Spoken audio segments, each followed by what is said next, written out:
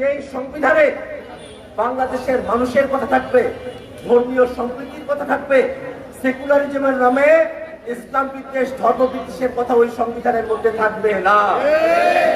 এই সংবিধান প্রণয়ন করতে হলে আমাদেরকে গণপরিষদ নির্বাচন আয়োজন করতে হবে।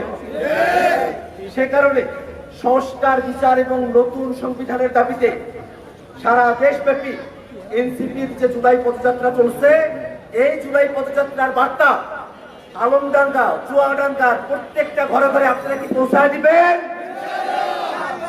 ইনশাআল্লাহ।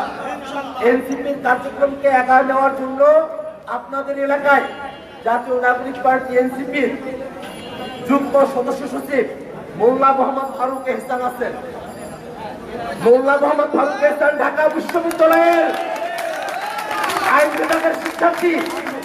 মোল্লা মোহাম্মদ ফারুক এহসান আমার বন্ধু।